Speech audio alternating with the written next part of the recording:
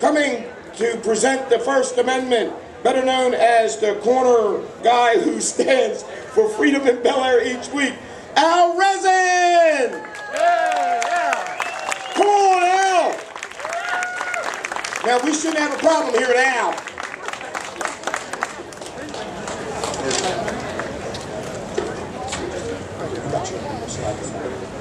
Well, thank you. Good morning, citizens.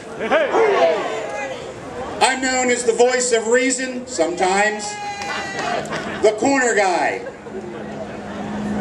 The First Amendment reads, Congress shall make no law respecting an establishment of religion, or abridging or prohibiting the free exercise thereof, or abridging the freedom of speech, or of the press, or of the right of the people to peacefully assemble and to petition the government for a redress of grievances. Without the First Amendment, religious minorities could be persecuted.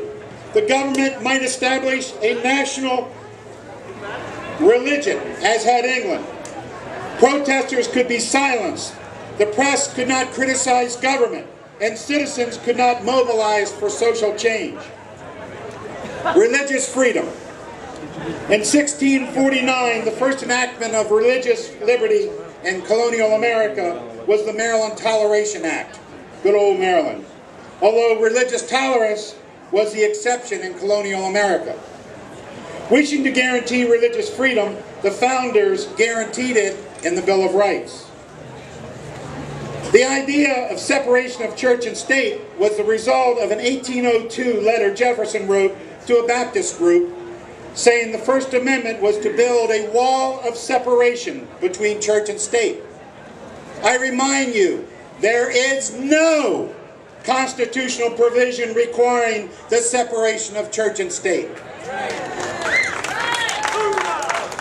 For 91 years, while there was controversy, there was no government acceptance of any requirement of a separation of church and state until a Supreme Court decision in 1878. The court examined Jefferson's involvement with the amendment and concluded, that his interpretation was, quote, almost an authoritative declaration, unquote, of its meaning.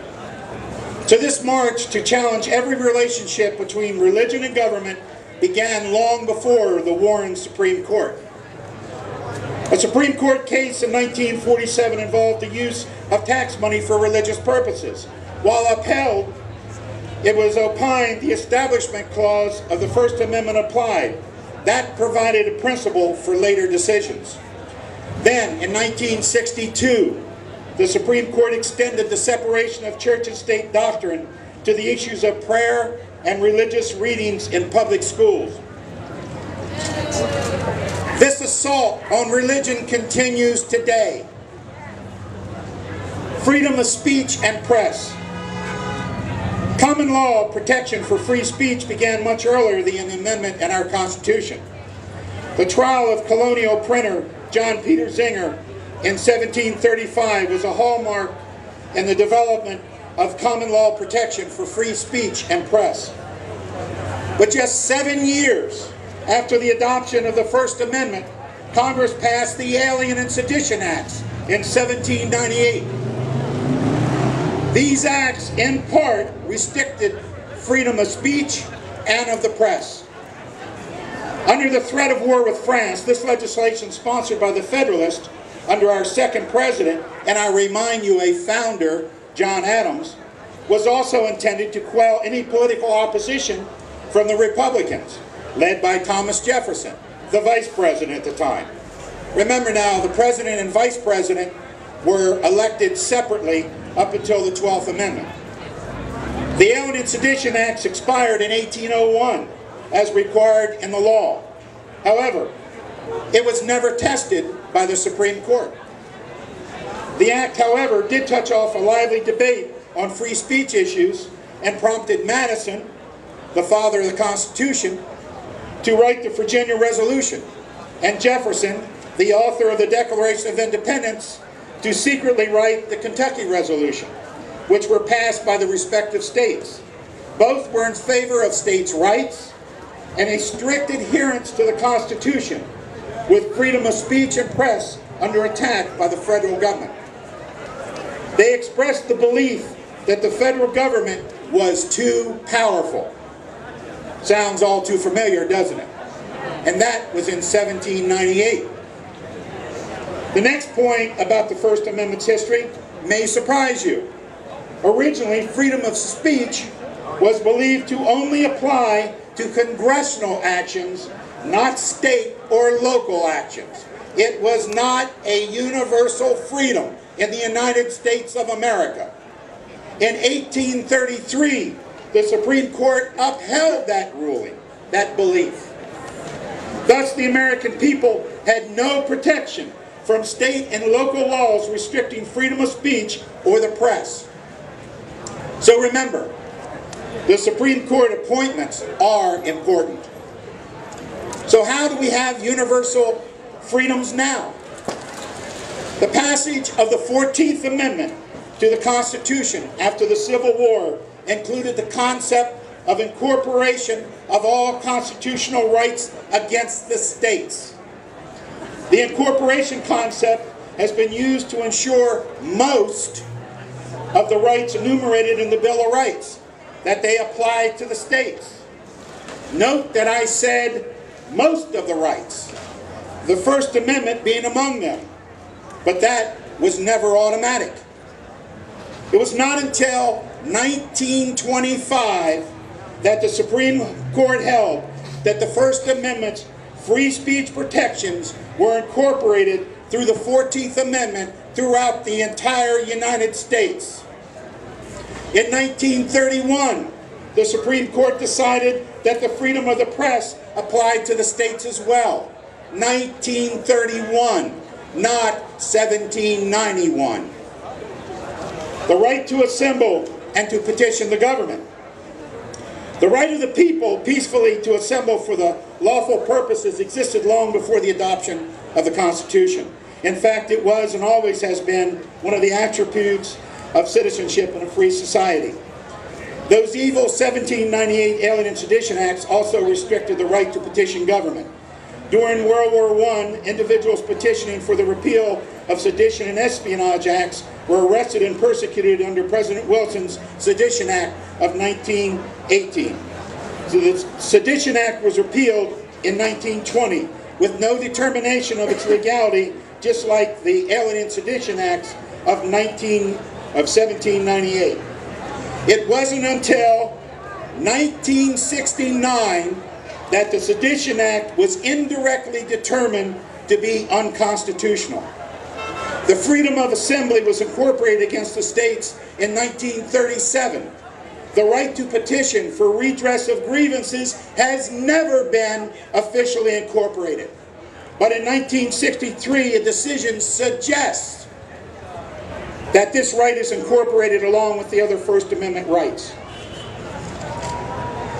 As I have pointed out, what we now see as guaranteed rights under the First Amendment and the other Bill of Rights did not become so until after the 14th Amendment was passed. Thus, the loss of over 650,000 men in the Civil War did not just cement the Union and free a long-suffering people from slavery, but brought about the adoption of the 14th Amendment to guarantee the freedom of not only those former slaves, but the freedom of the American people. So today, we can truly believe the words I have penned: the people are sovereign, not government, but if the people do not stand up to government, they will become the servants of government. People have stood up in the past, and because of their sacrifice, we have this exceptional nation, the United States of America. Freedom! Liberty!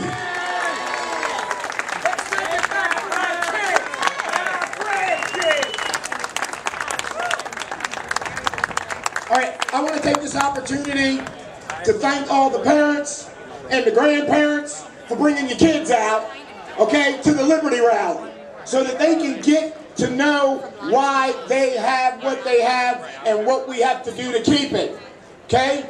this is what we got to do. We got to stay united. We got to stay in numbers. And we've got to be in it to win it. And we can take this thing back. Yes, we can. Oh, wow. You ever hear that before? Yes, we can. Hey, now it's ours. Yes, we can. Yes, we can. Man. Woo. All right. Yes. We got Kurt K. He's going to bring us some info. Okay. And real quick, I just want to know how many of you love your liberty? How many people like to have fun? Okay, Campaign for Liberty. We're trying to keep the mission of liberty going, and we're going to have an event that's not only focused on liberty, but it should be fun. It's going to be a wine tasting festival at the Hartford Vineyard. It's in 2 weeks, and from 3 to 7 p.m. We've got a booth over here that's selling tickets. This is going to be a great event. I want you to imagine sitting around a vineyard with all your friends and family. We've got good music, we're going to have good food, great wine, and we're going to have some super speakers. We've got Congressman Roscoe Bartlett, who's going to come and talk. He's going to talk about how we're deviating from the Constitution. And then we might even get Jim Rutledge to come out and speak a little bit as well. So we do have a little special today for all the Liberty Patriots. You buy 3 tickets, you get 1 free. So just come on over and find out some more information about the event. It's going to be a great event, especially if we can get weather like this. Thanks. Okay. I got to make this announcement. Whoever I took the sign from, please remind me where you are so I can give it back to you. All right. And then if you got one, if I borrow it, do the same thing, okay? I like signs because signs say things. Yeah, would you agree? Like, liberty always, the stimulus we don't need. Yeah. Okay? We need liberty, not stimulus. Okay? Because then you want more from me, from your stimulus. Okay, all right. Let me digress. Okay.